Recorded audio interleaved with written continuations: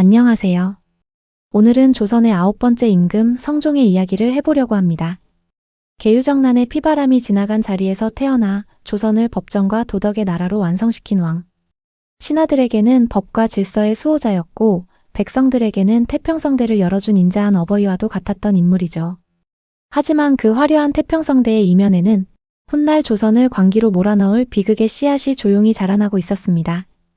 성군이라 칭송받은 왕의 은밀한 이면과 그로 인해 피눈물을 흘리며 궁 밖으로 쫓겨난 한 여인의 이야기까지 오늘은 그 빛과 그림자를 함께 따라가 보겠습니다.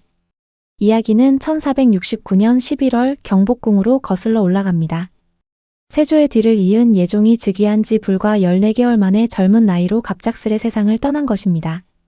앞서 세조의 큰아들이었던 의경세자가 요절한 데 이어 예종마저 단명하자 조정은 거대한 충격과 함께 차기 왕위를 둘러싼 거센 폭풍 속으로 빨려 들어갔습니다. 그런데 역사는 누구도 예상치 못한 방향으로 흘러갑니다. 예종이 승하한 그날 왕실의 최고 어른이었던 정의왕후는 파격적인 결단을 내립니다. 그녀는 세조가 계유정난을 일으킬 당시 주저하던 남편에게 직접 갑옷을 입혀주었을 만큼 결단력과 정치적 식견이 뛰어난 인물이었죠. 당시 왕위 계승 서열에는 예종의 적자인 제한대군과 자을상군의 친형인 월산대군이 엄연히 앞서 있었습니다. 하지만 정의왕후는 이들을 모두 건너뛰고 왕위와는 거리가 멀어 보였던 서열 3순위 자을상군을 차기 왕으로 지목합니다. 여기에는 당대 최고 권력가 한명회의 사위라는 강력한 배경이 자리하고 있었습니다. 궁궐 박종친의 저택에서 평온한 유년기를 보내던 소녀는 자신이 감당해야 할 왕관의 무게를 알기도 전에 조선의 새로운 하늘이 되었습니다. 1469년 만 12살의 나이로 왕좌에 오른 성종의 초기 치세는 조선 역사상 유례없는 기묘한 공생의 시기였습니다. 정의왕후는 조선 최초로 수렴청정을 시행하며 어린 손자의 방패막이가 되어 주었습니다. 발 뒤에 앉아 대신들의 목소리를 들었던 그녀의 역할은 단순히 손자를 대신해 정무를 보는 것이 아니라 피로 얻은 세조의 왕권을 지키고 지나치게 비대해진 공신 세력을 견제하며 왕실의 안녕을 꾀하는 고도의 정치적 행위였습니다. 하지만 발 넘어 조정의 실권은 이미 세조를 왕으로 만든 홍구파의 손에 완벽하게 장악되어 있었습니다. 한명회를 필두로 한 이들은 공신이라는 명분을 내세워 조정의 요직을 독점했을 뿐 아니라 국가의 근간을 흔들 만큼 막강한 경제력과 권력을 휘두르고 있었습니다. 정의왕후는 이 거대한 세력들과 정면으로 충돌하는 대신 그들을 국정의 동반자로 대우하며 서서히 다독여 나갔습니다. 소년왕 성종은 이 시기 동안 철저하게 침묵하며 거인들의 틈에서 권력의 속성을 배웠습니다. 그는 대신들이 올리는 상소문을 꼼꼼히 살피면서도 자신의 감정을 쉽게 드러내지 않았고 학문에 매진하며 스스로를 단련했습니다. 홍구파 대신들은 어린 왕이 자신들의 뜻대로 움직여주길 바랐지만 성종의 눈빛은 시간이 흐를수록 예리해지고 있었습니다.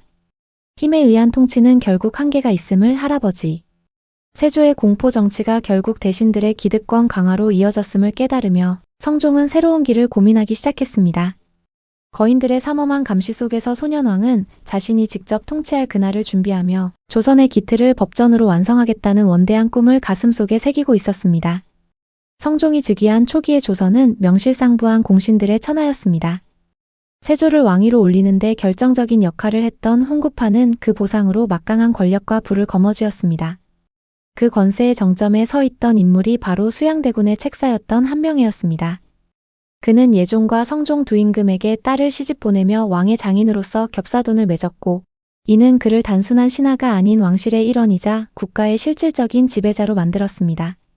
그는 한강변에 압구정이라는 화려한 정자를 짓고 권세의 정점을 누렸는데 갈매기와 벗한다는 풍류 어린 이름과는 대조적으로 그곳은 사실상 조선의 모든 인사와 정치가 결정되는 비밀스러운 권력의 심장부였습니다. 한명회를 비롯한 홍구파는 자신들의 공로를 내세워 국가의 기강을 흔들었습니다. 왕으로부터 하사받은 공신정과 노비에 만족하지 않고 백성들의 땅을 강제로 빼앗아 산과 강을 경계로 삼을 만큼 거대한 대농장을 구축했습니다. 이들은 세조를 옹립한 좌익공신을 시작으로 예종과 성종을 옹립한 공로를 거듭하며 무려 4번이나 공신 명단에 이름을 올렸고 공신이라는 이름은 이들에게 법 위의 면죄부와 같았습니다. 사적인 군대를 거느리거나 조정의 요직을 제 집 드나들듯 차지하며 왕권을 압박했고 성종은 매일 아침 조회에서 이들의 삼엄한 눈빛을 마주해야 했습니다. 백성들은 공신들의 수탈에 못 이겨 정든 고향을 떠나 유랑하거나 스스로 노비가 되어 그들 밑으로 들어가기도 했습니다. 하지만 이들의 지나친 독주는 오히려 성종의 가슴속에 왕권을 바로 세우겠다는 결기를 심어주었습니다. 성종은 성급하게 칼을 뽑는 대신 훈구파의 거대한 권력의 균열을 낼 정교한 계획을 세우기 시작했습니다. 누구나 따를 수밖에 없는 보편적인 법전의 제정, 그리고 훈구파의 탐욕을 가차없이 비판할 새로운 세력, 즉 숲속에서 학문을 닦던 청렴한 선비들이 필요하다고 판단한 것입니다. 성종은 조선 전역에 숨어있던 인재들을 찾기 시작했고, 이때 눈에 들어온 이들이 바로 영남의 깊은 숲속에서 학문을 닦던 살인파였습니다. 살인파는 고려 학자 정몽주의 학통을 이어받은 길제로부터 시작되어 세조의 왕위 찬탈에 반대하며 향촌사회에서 제자들을 양성해 온 선비들이었습니다. 유교적 정의를 무엇보다 소중히 여겼던 이들에게 공신이라는 이름으로 부패한 훈구파는 청산해야 할 구시대의 잔재였습니다.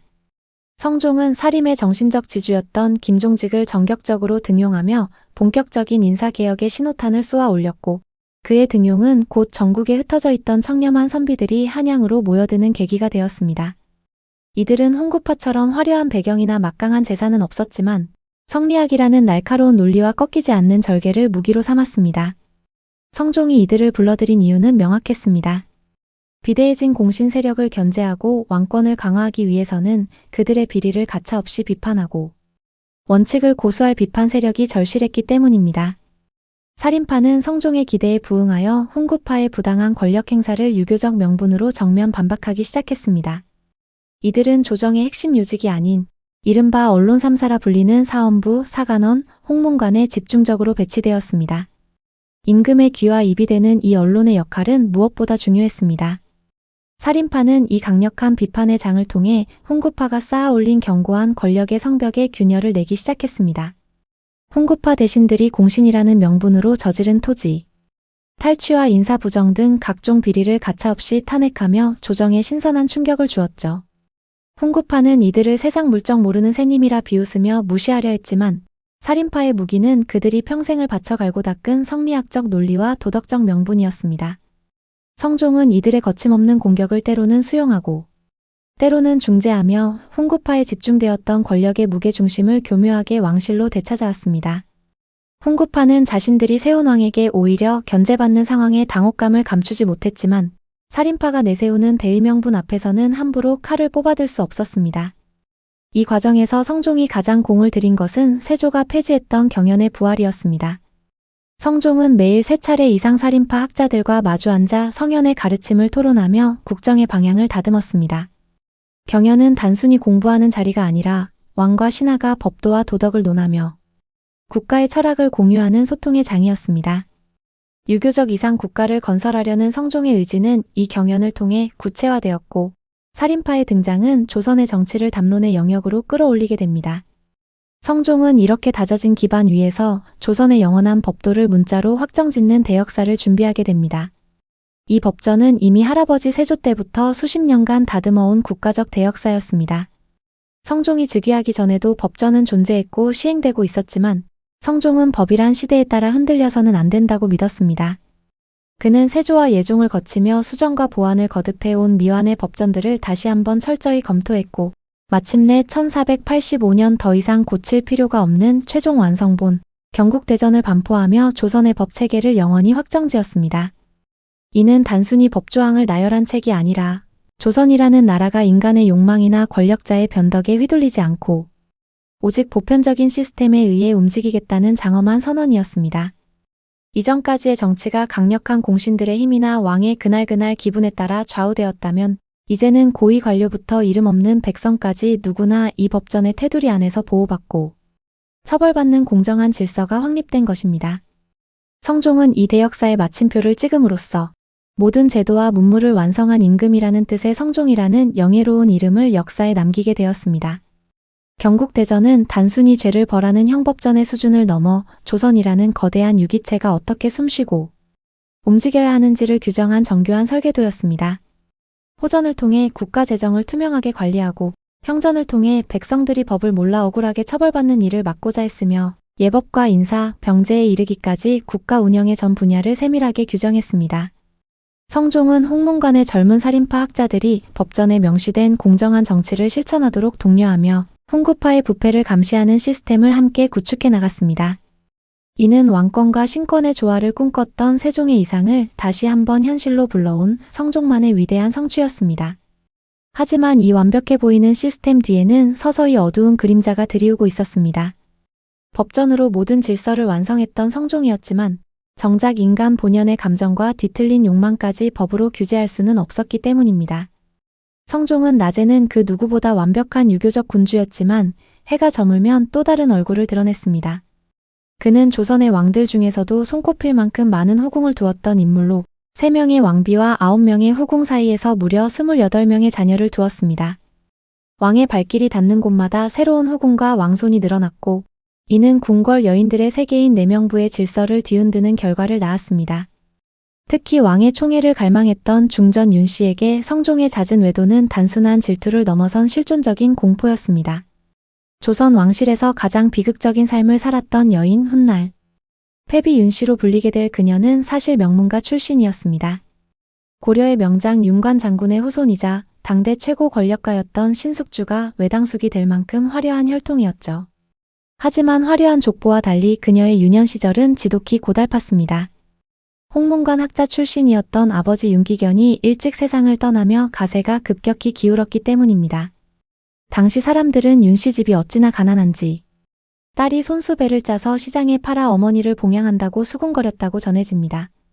하지만 이 지독한 가난과 그 속에서 다져진 검소함은 훗날 그녀가 왕비의 자리에 오르는데 역설적으로 가장 강력한 무기가 됩니다.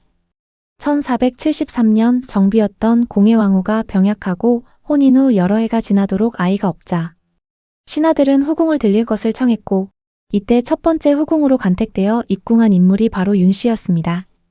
입궁 당시 그녀의 평판은 완벽에 가까웠습니다.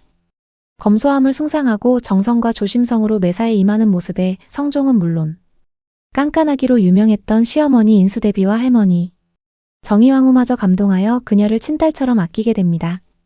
1476년 공해왕후가 후사 없이 세상을 떠난 뒤 조선은 새 국모를 세워야 하는 기로에 섭니다. 당시 조정에는 윤씨를 포함해 총 4명의 후궁이 후보군에 있었습니다. 성종의 고민은 깊었지만 결론은 명확했습니다. 왕의 총애를 가장 많이 받고 있었을 뿐 아니라 결정적으로 성종의 아이를 임신하고 있던 윤씨가 압도적인 지지를 받아 조선의 새 왕비로 책봉됩니다. 그리고 석 달 뒤 그녀는 건강한 아들을 출산했으니 이 아이가 바로 훗날 조선을 피바람으로 몰아넣을 연산군입니다. 가난한 집안의 딸에서 일국의 국모로 그야말로 조선판 신데렐라 스토리의 정점이었습니다. 하지만 신데렐라의 무도회가 자정이 되면 끝나듯 그 영광은 채 1년을 가지 못했습니다. 중전의 자리에 오른 직후부터 그녀의 성정은 무섭게 뒤틀리기 시작합니다. 성종이 다른 후궁들의 처소를 찾을 때마다 윤씨의 가슴 속에는 걷잡을 수 없는 투기가 차올랐고 결국 1477년 조선 왕실을 뒤흔든 전대미문이 사건이 터집니다. 성종이 우연히 중전의 방을 찾았다가 사람을 저주하는 방향서와 치명적인 독약이 묻은 극약을 발견한 것입니다. 검소하고 현숙하다며 자신이 직접 왕비로 세웠던 여인이 이제는 자신의 목숨을 노리는 존재가 되어 있었던 것입니다. 부부간의 신뢰는 그날로 완전히 파탄나고 맙니다. 신하들의 만류로 겨우 목숨을 부지한 윤씨는 그러나 이후 더 위험한 도박을 시작합니다. 어느 날 궁궐에는 익명의 편지 2통이 발견됩니다. 후궁인 엄숙이와 정숙이가 중전과 원자를 해치려 모의한다는 내용이었죠. 성종은 즉각 대대적인 조사에 착수했습니다. 그런데 수사 결과는 뜻밖이었습니다.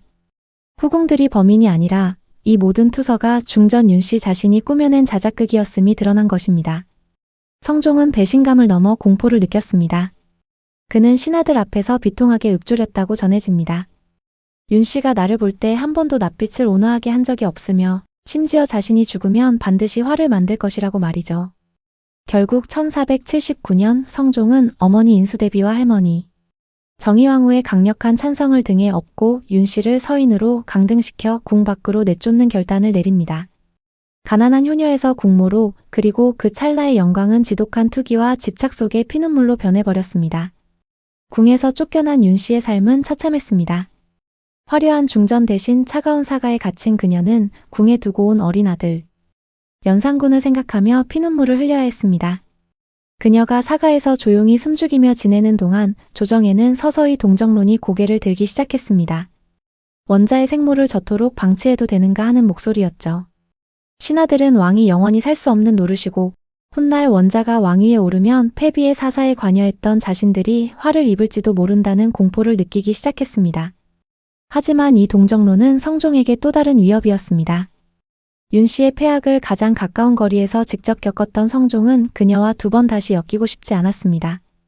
그가 보기에 윤 씨는 단순히 불쌍한 아내가 아니라 자신이 죽고 원자가 즉위하면 권력을 휘두르며 피해 보복을 자행할 살아있는 시한폭탄이었습니다. 인수대비와 정의왕후 역시 윤 씨의 강한 성격을 누구보다 잘 알고 있었기에 그녀가 복권되어 어린 임금을 흔드는 상황을 진심으로 경계했습니다. 결국 1482년 8월 성종은 조선 역사에 지워지지 않을 결단을 내립니다. 원자가 자라 어머니의 죽음을 알게 될 미래를 우려한 그는 아들의 정통성을 지키기 위해 자신의 손으로 아내에게 사약을 내리는 길을 선택합니다. 이는 단순한 복수가 아니라 성종이라는 군주가 자신이 세운 시스템과 아들의 미래를 지키기 위해 내린 가장 차갑고 정치적인 결단이었습니다. 성종은 사사 직후 이 비극을 정치적으로 이용하려는 모든 시도를 원천 차단했습니다. 그는 대신들에게 이 일을 기록하되 이후 절대 논의하지 말라고 엄중히 명했습니다. 이른바 백년금령이라 불리는 이 침묵의 명령으로 조선 왕조는 100년 가까이 이 사건에 대한 논의를 봉인하게 됩니다. 성종은 아내를 죽인 뒤에도 국왕으로서 최소한의 아량을 베풀었습니다. 관을 보내 장례를 도왔고 훗날 그녀의 무덤을 왕비의 예에 준하여 제사 지내도록 지시하기도 했죠. 이는 아내에 대한 미련이라기보다 미래의 왕이 될 아들의 정통성을 배려한 고도의 정치적 장치였습니다. 성종은 세자 연산군이 죄인의 아들이라는 꼬리표 없이 왕위에 오르길 바랐지만 이 견고한 침묵의 성벽은 역설적으로 어린 세자의 영혼을 병들게 했습니다. 연산군은 자신의 친어머니가 왜 사라졌는지, 왜 아무도 그녀의 이름을 부르지 않는지 묻지 못한 채 고독하게 성장했고 심지어 이후 왕비가 된 정현왕후를 친어머니로 알고 자랐다고 전해집니다. 외할아버지의 이름조차 모른 채 성인이 된 것이죠. 성종이 100년 동안 봉인하려 했던 진실은 사라지지 않고 더 큰 폭발력을 품은 채때를 기다리고 있었습니다. 오늘 우리는 조선의 기틀을 완성한 성군, 성종의 찬란한 업적과 그 화려함 뒤에 가려진 패비 윤 씨의 비극을 함께 살펴보았습니다. 붓으로 세운 경국대전의 질서와 살인파가 가져온 도덕적 활력은 조선의 황금기를 열었지만 법전으로도 끝내 다스리지 못한 인간의 원초적인 한은 왕실의 심장에 깊은 흉터를 남겼습니다. 성종이 아들을 위해 내린 그 비정한 사약은 20년 뒤 아들의 손에 들린 광기 어린 칼날이 되어 돌아오게 됩니다. 태평성대의 정점에서 완성된 법전도 도덕을 부르짖던 살인의 붓도 한 여인에 맺힌 한과 그 아들의 뒤틀린 슬픔을 끝내 막아내지는 못했습니다. 오늘 이야기는 여기까지입니다.